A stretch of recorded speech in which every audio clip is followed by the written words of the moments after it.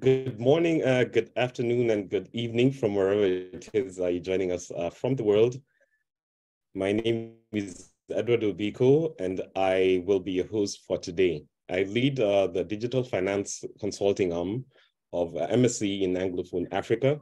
Welcome to this webinar on digital public infrastructure and how it can be used to make government payments and private sector more efficient and effective. So before I invite my guests, I'd like to give a brief introduction on DPI.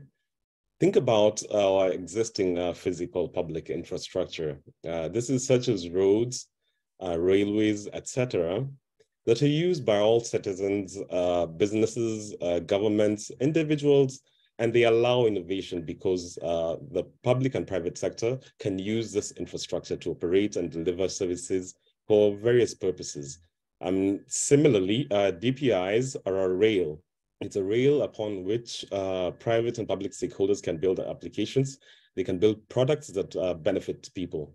So a case in point is IPRS, the Integrated Population Registration Service in Kenya. Banks and government agencies can verify identity information in order to offer services in health, in finance, in education, in civil registration, and so forth. So we don't realize it, but sometimes DPIs have existed for a very long time. We use them daily. One example is internet protocols like HTTP, HTML, SMTP. These have facilitated information exchange and interoperability.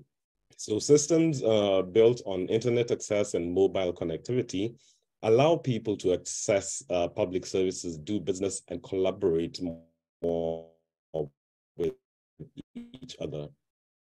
So typically for government verify identity, for citizens to conduct civil registrations, as well as deliver direct benefit transfers. So in the case of India, which we shall talk about first, they have successfully implemented DPIs for identity and digital payments using open technology standards, systems that are interoperable, scalable, and secure. These have resulted in creating a robust digital ecosystem and promoting digital inclusion. The impact for this, for government payments in India, means that at least 860 million beneficiaries across over 900 programs, both at the federal and the state level, have delivered benefits worth more than $322 billion. I'll just introduce Mr. Mitol Tapliyal. He's a partner at MSc. He leads our government and social impact domain. He's going to give a brief introduction to the importance of DPIs and our experience in assisting governments like India in ensuring that DPI is benefiting the public. Welcome, Mr. Mitol. The floor is yours. Thank you, Edward. And you have set the scene. So as we know, Yes. DPIs are critical. And for the last couple of years, at least for the last couple of years, we have been hearing so much about DPIs. So DPIs are critical now to achieving the SDGs. So DPIs can accelerate the speed of achieving the SDG rather, and it can make the society more inclusive and fair.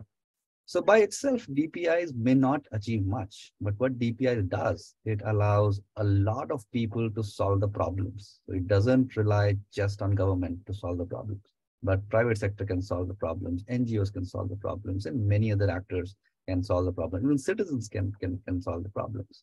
Now for designing the DPIs, we believe there are three critical things that we have to keep in mind. The first one is the law, policies, and regulations.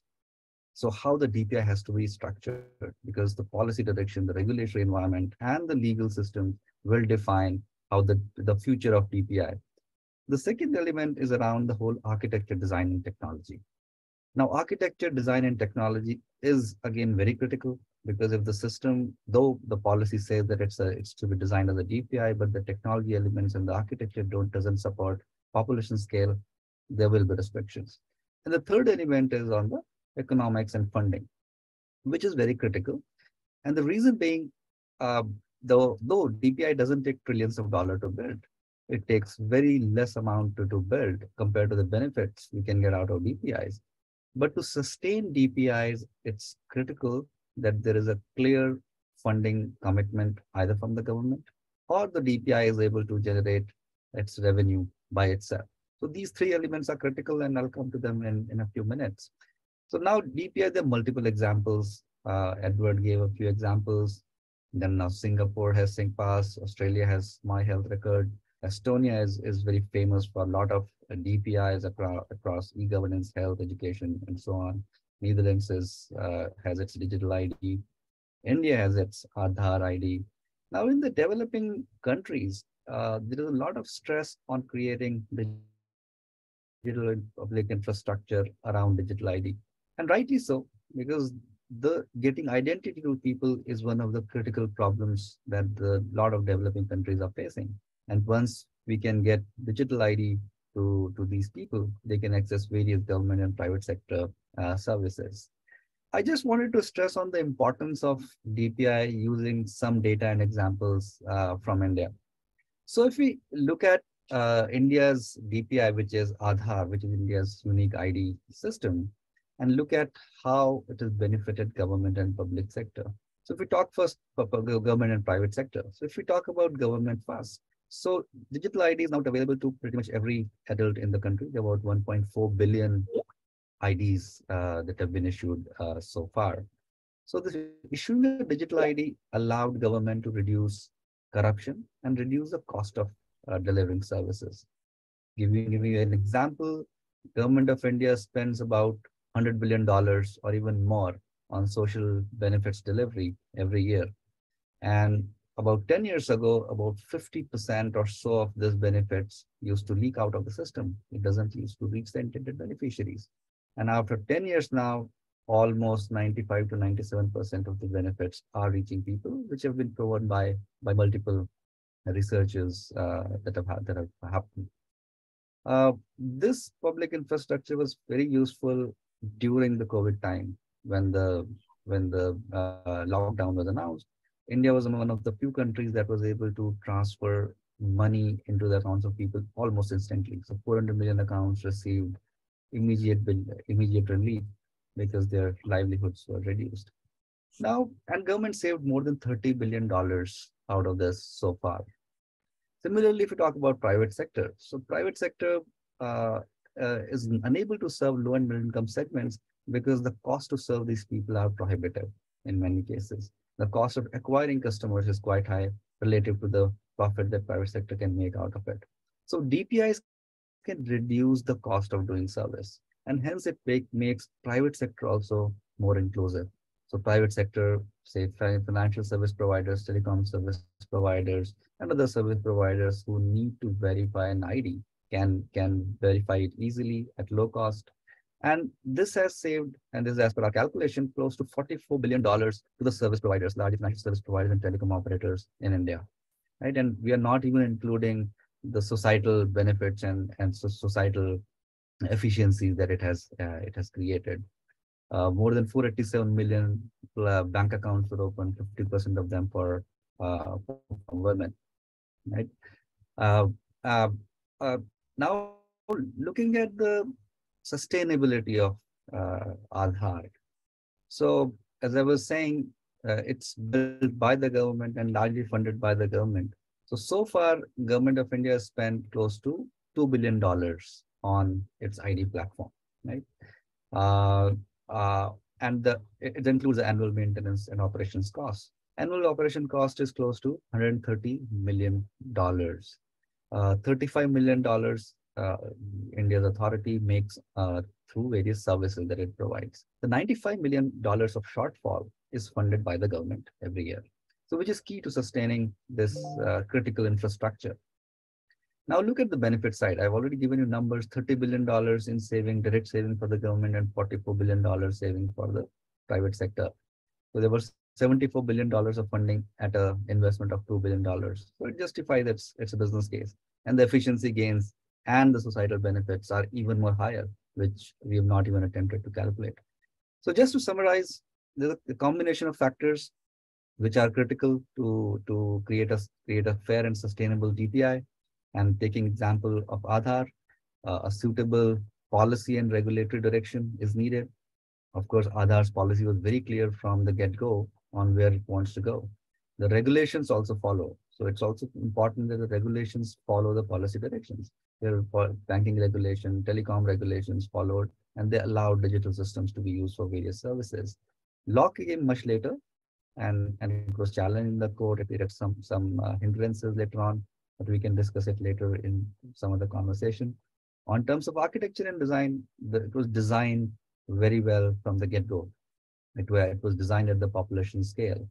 And the economics of funding I already mentioned. So government was behind this initiative. Government was keen to fund it, and they are ensuring that it's funded and continues to deliver value to the citizens. So that's all that I have to say. Back to you, Edward. Thank you, Mitchell. I think I wanted to summarize what you were talking about, but you've just done it really, really well. So I'll just go to the next section where I'll invite the honored guests. So I'd like to introduce the three esteemed guests on this webinar. So first of all, we have Mr. Gerald Ilukwe. He served as the CIO, Chief Information Officer at Kaduna State Government, one of Nigeria's most advanced sub-national governments. So during his tenure, he spearheaded the digitization of Kaduna government's operations. Prior to this, he'd worked 8 years with Galaxy Backbone Limited, a company that also was very instrumental in the Nigerian federal government ICT infrastructure. With over 2 decades of experience, Mr. Lukwe has been a leading figure in ICT and DPIs in Nigeria. Welcome, Mr. Lukwe. You can just perhaps wave your hand so that we can see who you are on the video.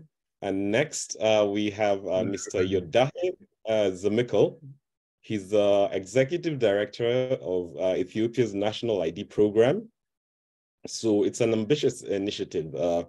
It aims to establish a sustainable digital identity for Ethiopians by 2025, covering more than 70 million. That's more than 7% of the population. So he's been a leading figure in the initiative since 2018. He's also a member of the management board of Ethio Telecom. It's the biggest government-owned mobile network. And please welcome Mr. Zemikel. I'll ask you to. Okay, thank you. Finally, and last but not least, we have Ms. Sabine Mensah. She's the Deputy CEO of Africanenda. Africanenda supports projects that aim to build fundable, instant, and inclusive payments systems across Africa. So Ms. Mensah has been involved in strengthening Africa's payments ecosystem through capacity building and partnerships at Africanenda. She brings a wealth of experience from her time also at UNCDF, the Global Digital Infrastructure Workstream, and she's also a certified digital finance practitioner. Welcome, Ms. Mensah. Thank you. Okay, so let's go to the Q&A quickly. I think the first question I'll take to Mr. Gerald Lukwe.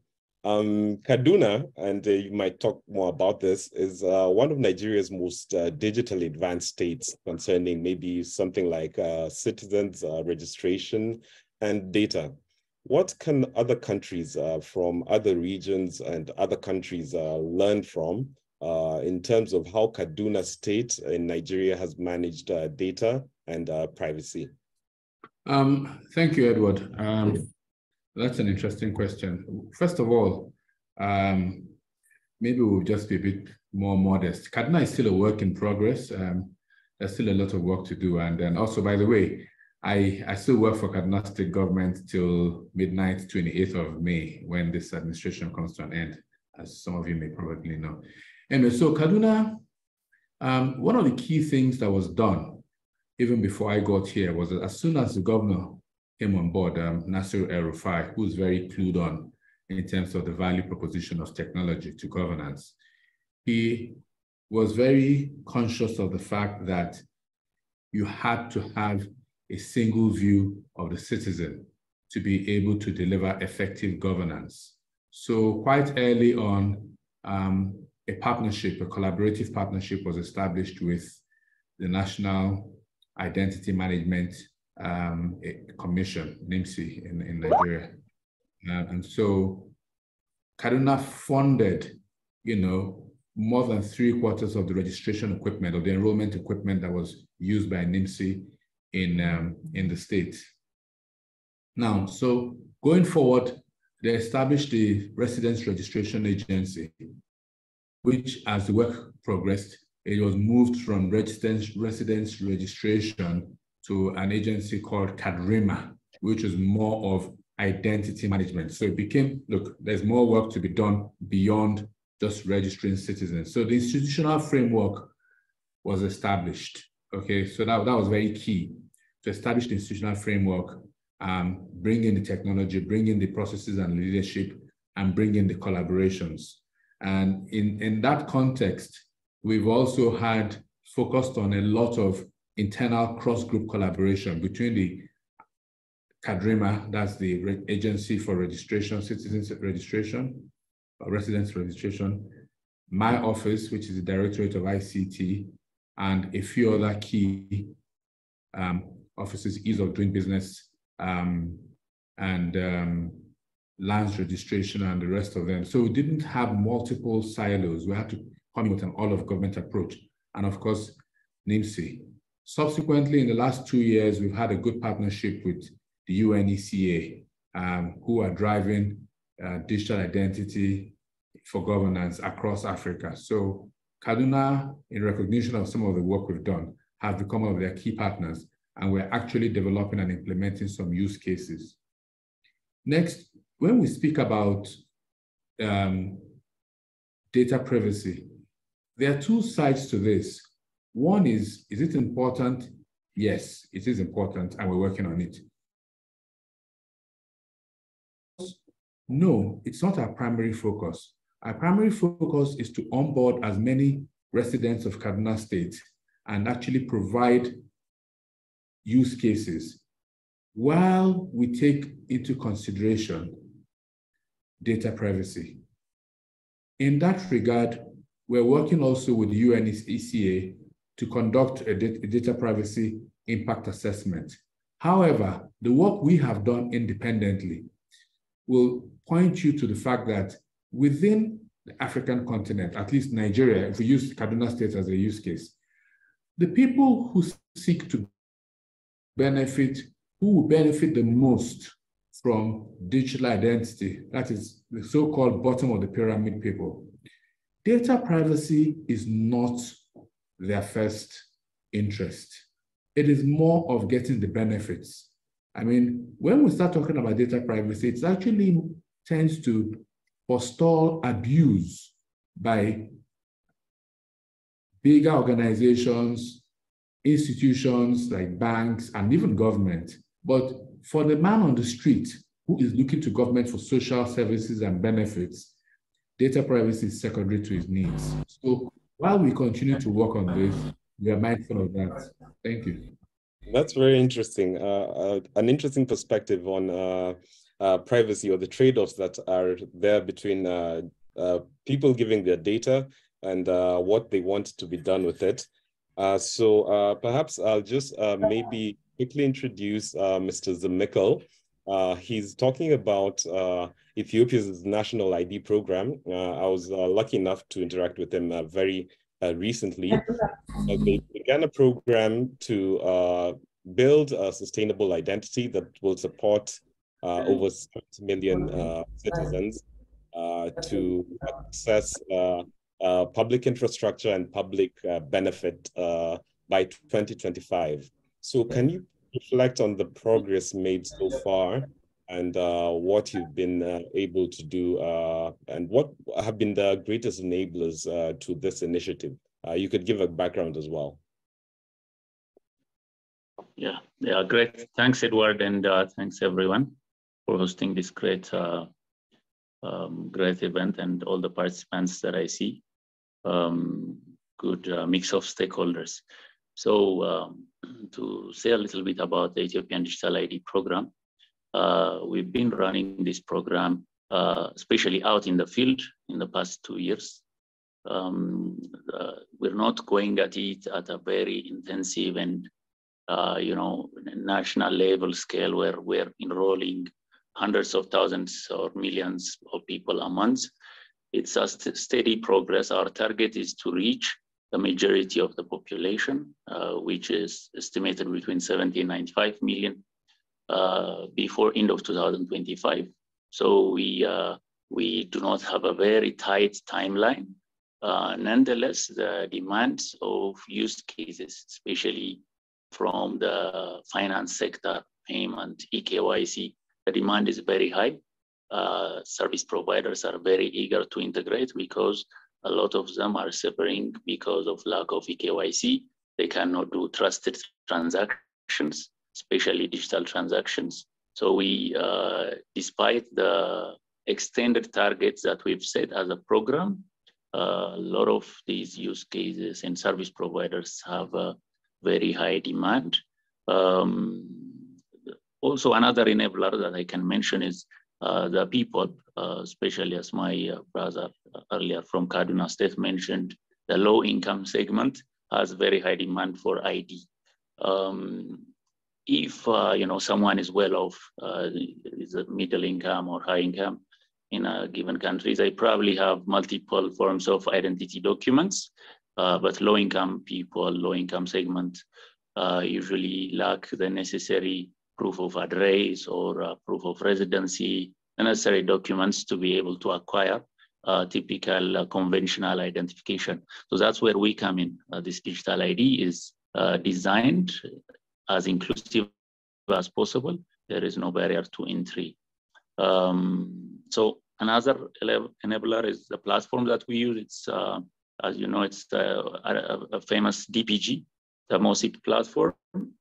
So it offers us the flexibility, for instance, when we're integrating with certain banks that require special kind of business continuity. They would like to have the authentication service deployed on premise.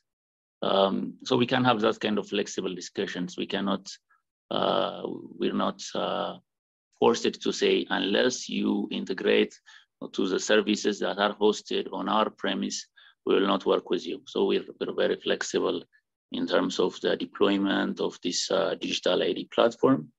Another milestone we recently achieved is the proclamation, which is an act passed by the parliament recently. So it makes this digital ID that this program issues legal.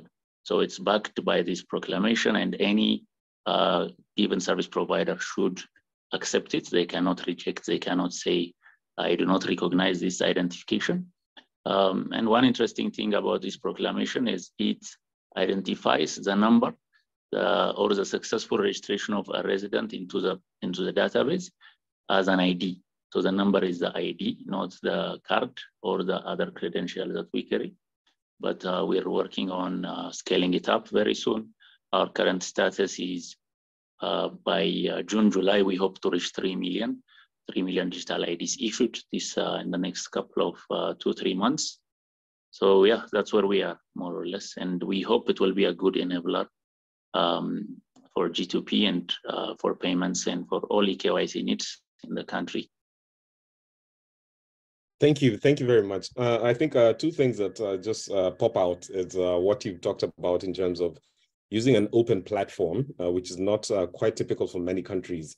And also that you speak about digital ID and not necessarily national ID. We might come back to those two topics later.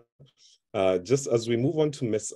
Sabin, yes, we've had the previous two speakers talking about the informal economy and maybe their needs and what perhaps the preferences are, or what they don't really mind in terms of sharing the information and I mean, what they really care about. They comprise a significant chunk of the GDP. In fact, for MSMEs, I think mostly 90% for economies like Kenya are actually under MSMEs and informal economies. So what are the challenges of onboarding this sector for digital payments? What are the tenets or what are the solutions that could work for this segment? Thank you very much. I think this is a multifaceted, complex issue when it comes to the informal economy. And I think ILO is estimating that 25 to 65% of GDP is represented by informal economy in sub-Saharan Africa. And the flip side being that about 83% of employment in Africa, or 85% in sub-Saharan Africa, is informal. And it begs the question, why? When I look at the informal sector, there are several categories. I mean, you can find home worker, you can find street vendor, and you can find a lot of micro, small, even medium enterprises into that category, as you were mentioning.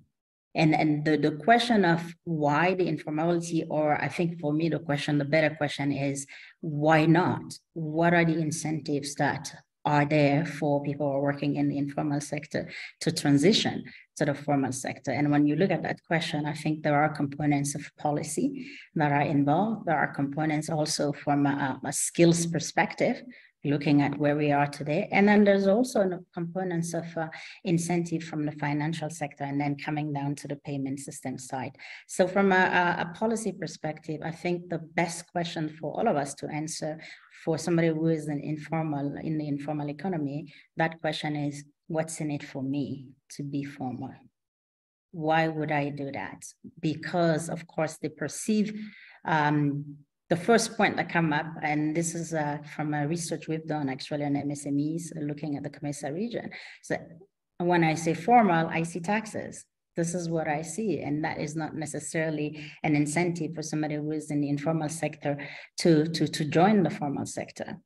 But beyond that, there's also the fact that we have a lot of youth. You look at Africa as a continent, and the millions of youth that are coming into the job market are not able to have access to formal job. That becomes also another issue. So I think from a policy side, there's definitely a challenge and an opportunity for an enabling business environment, which will help into making being formal something to be sought out by the informal workers. I think also from when you leapfrog to the financial side, part of it, especially when you're looking at MSMEs, access to finance, access to resources to be able to build enterprise, to be able to generate more revenues and be able to lift themselves out of poverty, that becomes a challenge. And of course, from that perspective, I think the financial market efficiencies and what is put into place in terms of incentive also for access to finance are key components to look into. When I look at it from a payment side, I think there are opportunities to be hopeful. Today, with the development of digital and platform economy, or gig workers, as we call them today, and the platforms that enables you to provide your services online and be able to leverage digital as a way for more resources. This, from a payment system perspective and financial sector perspective, has brought up a bit more light into millions of workers that you couldn't see before. Because by using this platform, they start having digital traces, which can be leveraged by the financial sector, if not, at least to estimate, what type of finances or financing is needed for these organizations. So I think as an ecosystem, we have a lot to do, especially if we want digital and payments to be a gateway for access to financial inclusion for millions of people who are in the informal sector. There are opportunities to not only invest in this platform, but invest also in the capacity of people to be able to use this platform. And that builds digital skills, digital literacy, in addition to financial literacy as well. So I think there are opportunities for us to look at how technology, how finances, and how business environment can help resolve the question of making formality an opportunity and something that informal workers will look forward to. Back to you. Interesting. I think you've touched on disincentives, and I think, yeah, this is quite a big part of the topic for actually for the populace to get involved.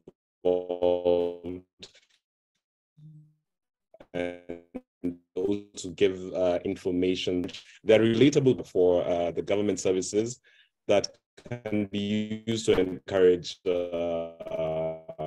citizens to enroll for things. I'll just yes, even in Ethiopia, as you're enrolling people for the national ID, there were fears about, I mean, why are you collecting? What's the minimum amount of information that's perhaps useful for the government to offer me services?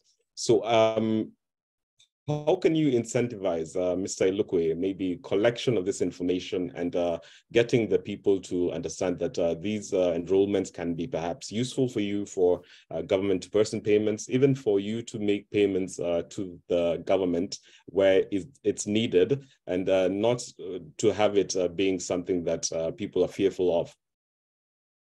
Okay, thank you, Edward.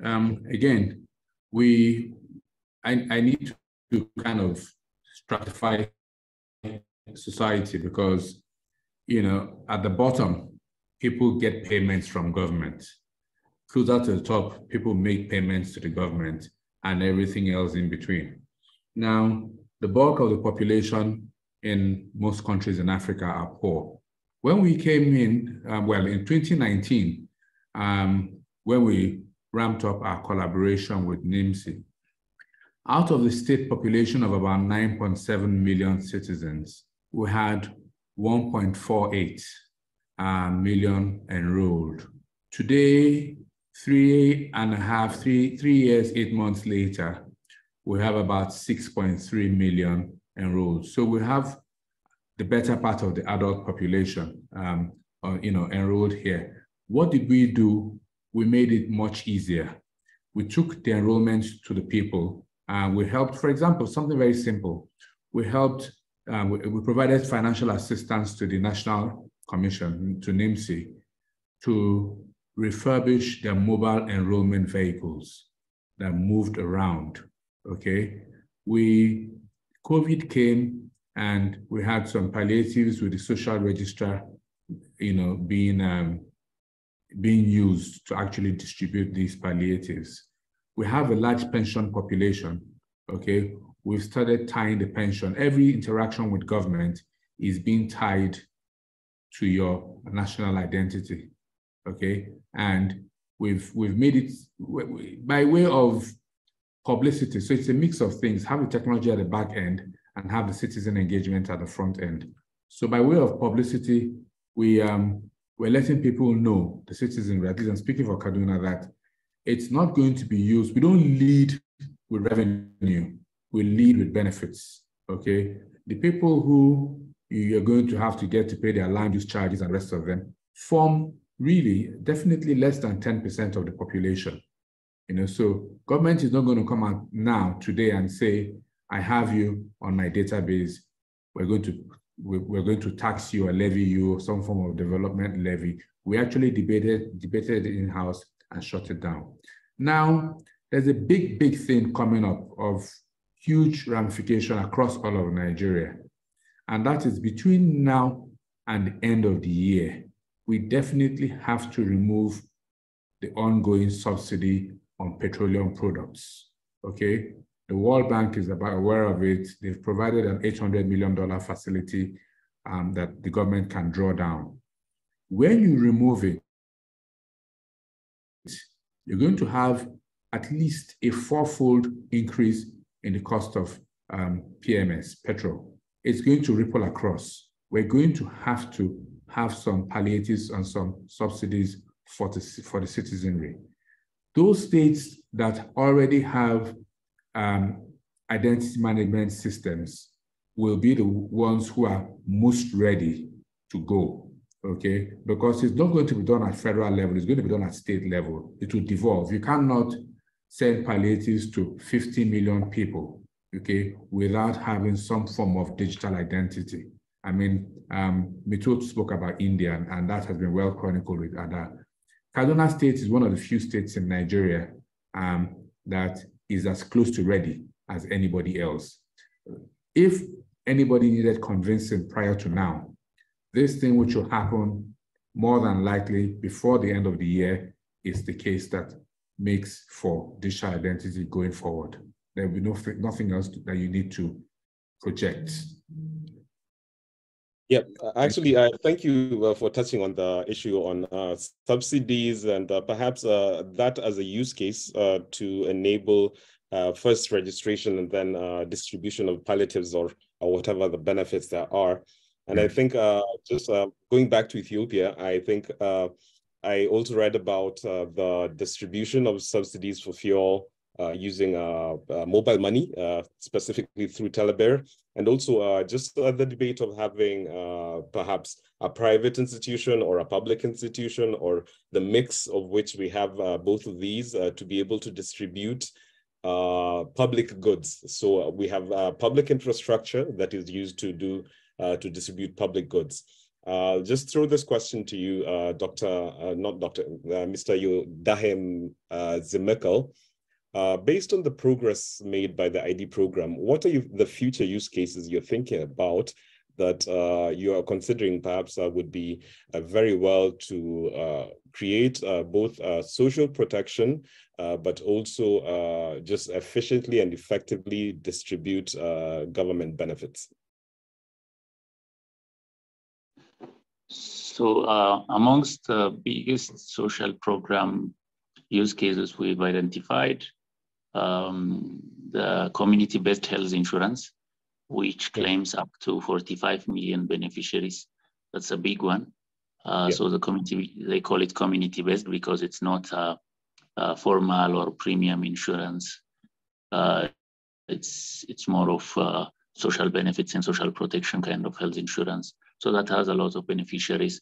There is another one called Productive Safety Net program, which also targets low-income households, mostly cash for food, or sometimes in-kind direct benefits, transfers.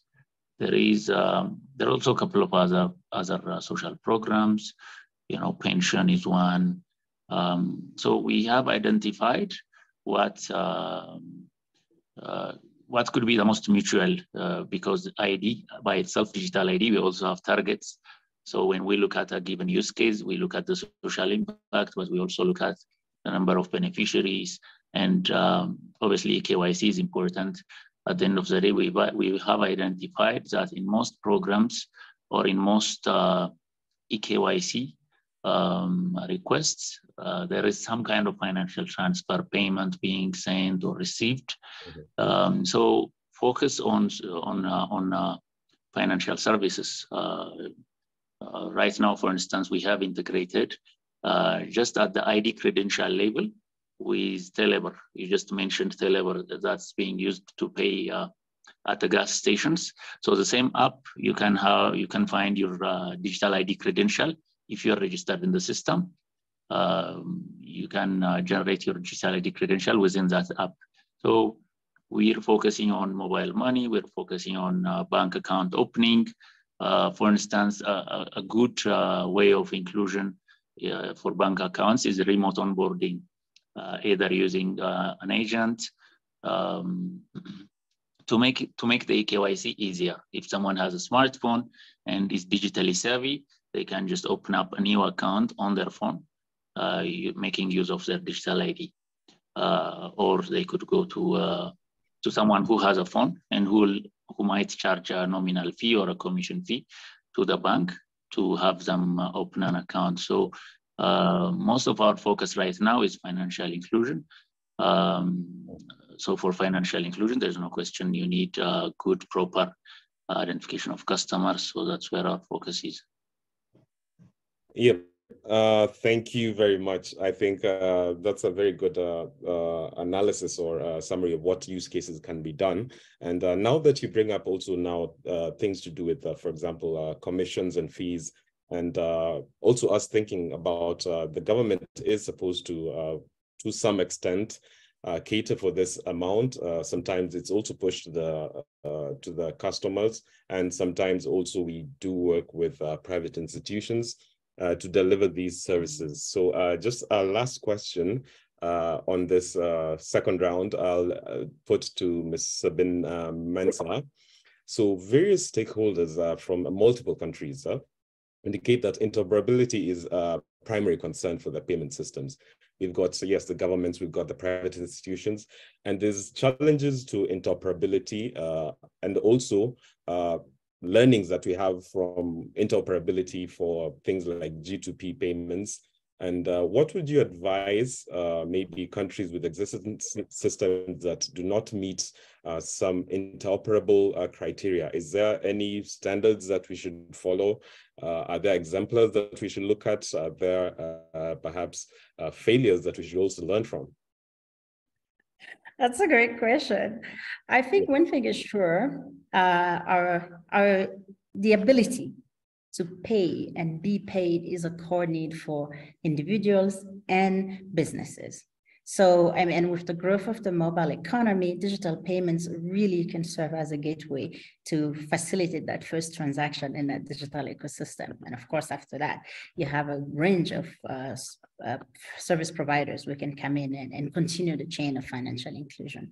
So in 2021, in looking at digital public infrastructure ecosystem, and particularly the payment layer of DPIs, we, African Enda, actually work with the World Bank and the United Nations Economic Commission for Africa to do a study, which is called the State of Instant and Inclusive Payment System, because the idea behind it was to understand what are these digital public infrastructure at the payment layer, both either national or regional, that are in Africa, and how are these working to serve better the digitization of payment, particularly when it comes to government to people payment.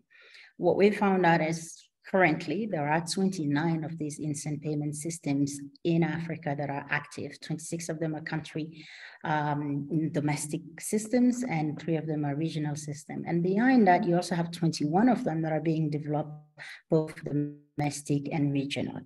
Now, when we looked at that, some of the things that came up in the 29 active, for instance, is that you had mobile money only systems, 9 of them for that matter. Then you had also bank only payment system, 9 of them for that matter. And then you had these interoperable system, which facilitated instant transfer between bank account and mobile wallets in the ecosystem, about 10 of those. So the siloed system we've seen in the past, year, moving on more and more towards interoperability because of the benefits that this can offer in the ecosystem. Enabling interoperability from an ecosystem perspective alone actually promotes competition, which tend to be good for the customer. And also from a value perspective, let's take a customer. I am in a rural area and I have a wallet with provider A. I have family members with wallet with provider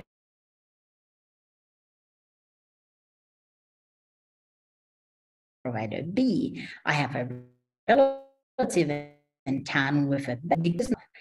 Is there a value proposition to go say to somebody who's already living on $2 a day that, oh, by the way, you will need to subscribe to provider B to be able to transact with your family members, or you will need to transact provider C and whatnot. So interoperability in the mix provides more choice and more convenience to the consumer. And also from a government's perspective in digitizing payment, interoperability means ubiquity of payment system. And isn't that what government is looking for? An opportunity to serve all of us, regardless of where we are, regardless of our economic situation. Now, coming back to these 29 systems that we have mapped out on the continent, sadly, only 7 of these systems had G2B functionality enabled. So through which you could potentially use the instant payment system to provide G2P. And these were in, I think, 6 countries, Ghana, Morocco, Madagascar, Nigeria, Uganda, I think, and Zimbabwe. Yet, this is a use case that has the opportunity to even open the door for the first interaction for people who are unbanked. This is a gateway to bring a lot of millions of people into the financial inclusion realm. Yet, those investments are not made yet. So for me, for countries who have not yet started the interoperability journey, my recommendation would be to start it, and start it with involving all the stakeholders, whether banks and non-bank, into the country, so that at the end of the day, the system benefits from all stakeholders' input in the development. And that's what we've coin, if you want, into the report as, you know, inclusive governance for that matter. And the countries who haven't started the journey yet, it doesn't mean that digitization of G2B should stop and wait for it. I think there are opportunities to make sure that in the deliverables, the country governments are very clear and use an open tender process, clearly outline deliverables and let the private sector compete for solutions that will work for the benefit of the target clients that we are trying to serve. We at African Nenda we work with governments, central banks, and private sector to help develop and scale up these instant and inclusive payment systems. So our teams stand ready to engage with all countries in Africa. Back to you. All right, thank you very much. I'm actually trying to look at the chat section to figure out which questions are being asked. Thank you to everyone who's introduced themselves. We really appreciate your participation in this conversation. So maybe I'll ask a team member from my side to ask one of the questions. I can see a lot of introductions, not any questions yet. Anyone who can ask a question so far?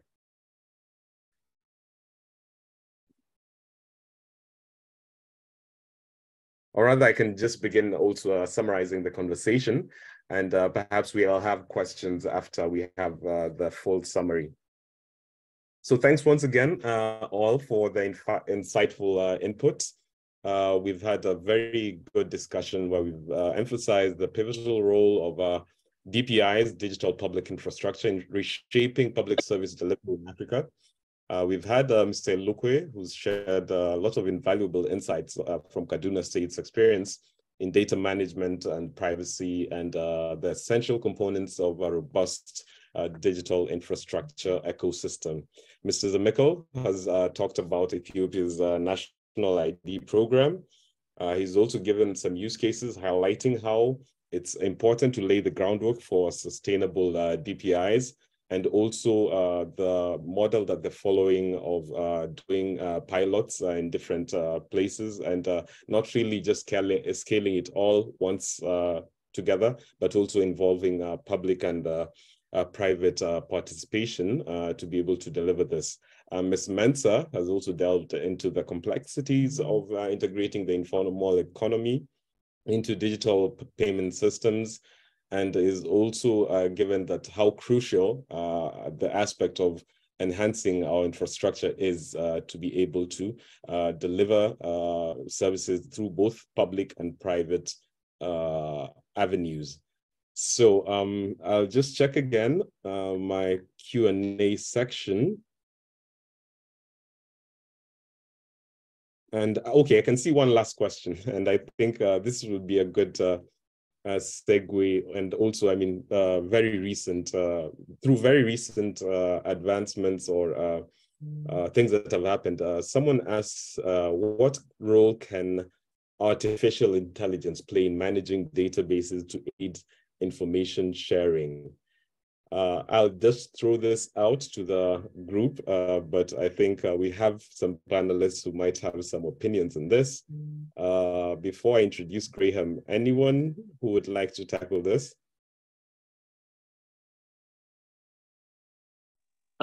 Here. So I can talk as someone who's working for an entity that's essentially the ID authority. We essentially maintain a simple database, albeit very big at the national level, and we offer services we call eKYC. But the eKYC services we offer are not the whole story. For instance, a bank eKYC is very different from ours. We're just a subset of what they require to build a customer profile. Or a taxpayer eKYC is a little bit different than ours. They need a few other data, like level of income, etc., etc.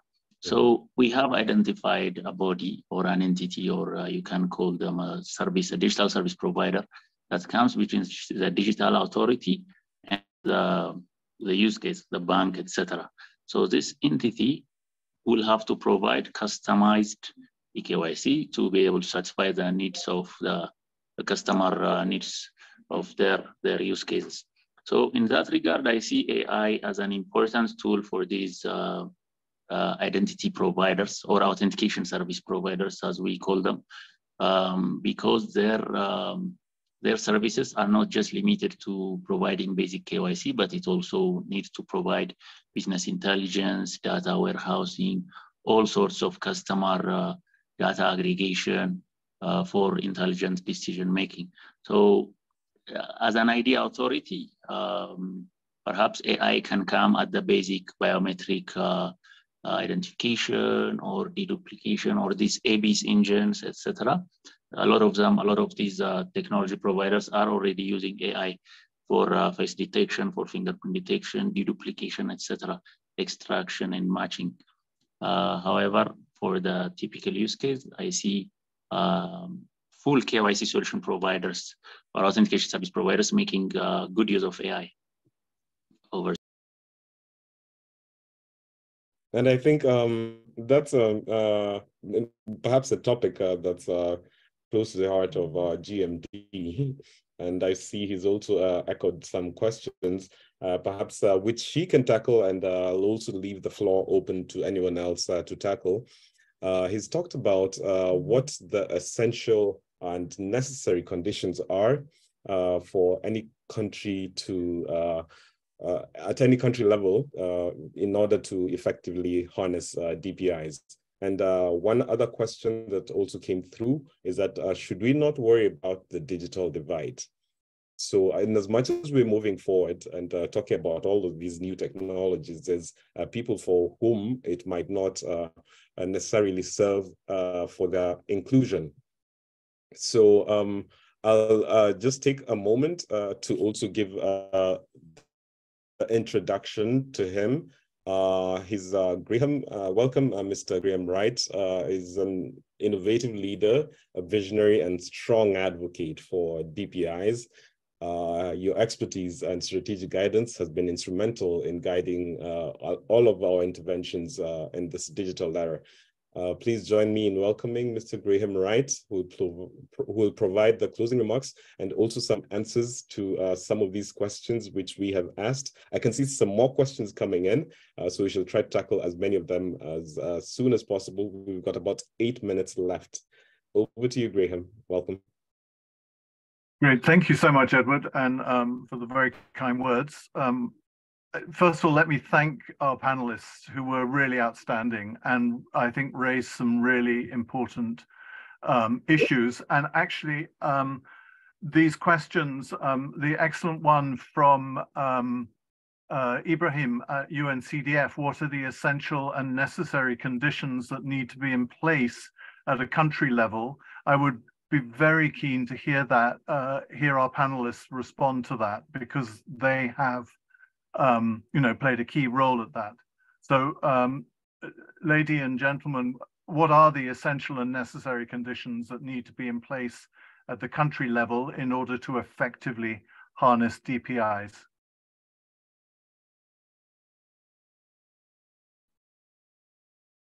Hello, Graham. Hi, Gerald. Yeah. Okay. So, I mean, from our experience, we were talking about putting the foundation in place.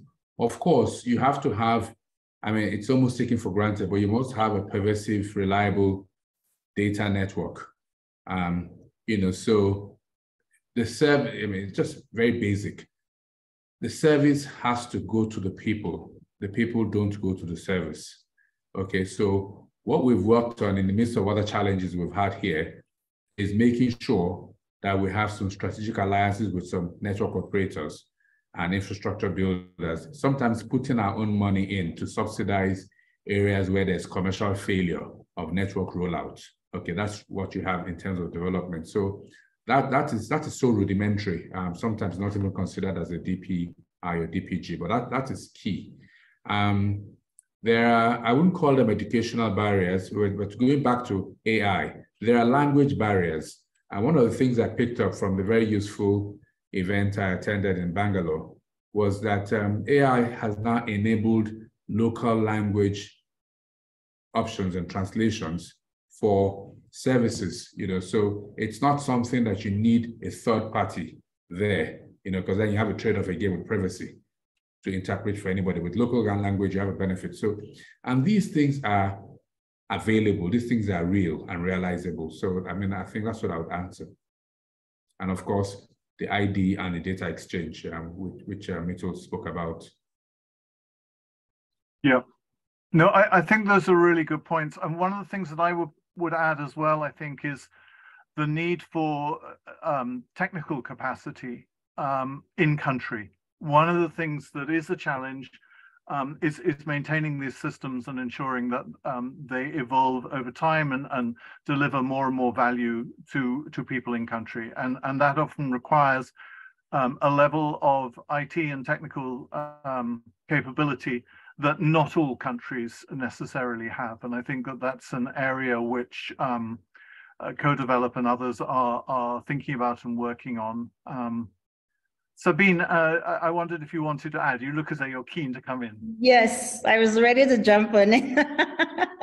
But I mean, in addition to everything that has been said, I think, and I want to relate that to one question I was asked on about the political challenge as well.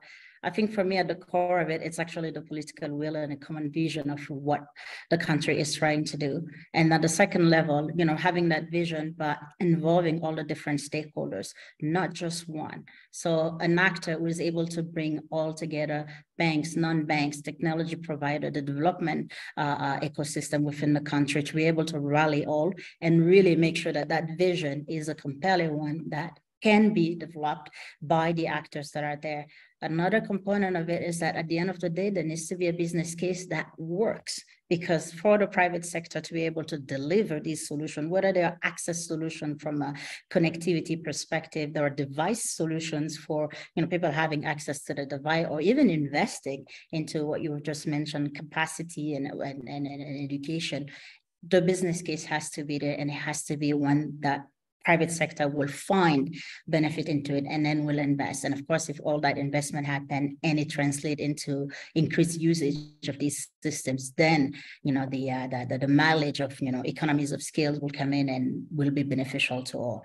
But none of that would be possible if there isn't also investment into people and digital skill and capability to be able to leverage this digital solution for their own benefit and be able to lift themselves out of poverty. Yeah, thank you, Sabine. I agree, and that allows me to repeat, I think, the key statistics that Mitul, you know, quietly mentioned in his introductory speech, but I think are really important. Political will and the private sector's work, is it worth them investing? And when you have a sort of investment of 2 million yielding, you know, cost savings of investment of 2 billion yielding cost savings of 30 billion for the government and 44 billion for the private sector, it's really getting over that initial hurdle of investing. And of course, in some respects, the problem with many of the challenges that the world currently faces, particularly climate change, of course, is that the political horizon is only until the next election, where many of these things, including DPIs, have a longer payoff period than the political horizon. But I really hope that governments and indeed the private sector will push forward on DPIs. It provides us a tremendous opportunity, but I would make the observation again, as I did in one of my questions in the chat, I worry about the digital divide. Not everyone has access to a phone, not everyone has access to a bank account, and it is invariably the more remote people, the more vulnerable people that don't get the foundational IDs and so on.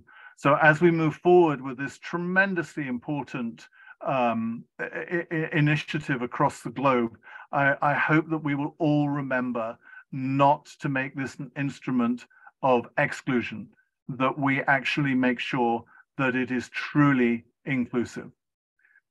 And with those words, I'm going to suggest that we've hit time. We have actually some outstanding additional questions, which I rather wish that we could extend for another 30 minutes, but I know that we're all very busy.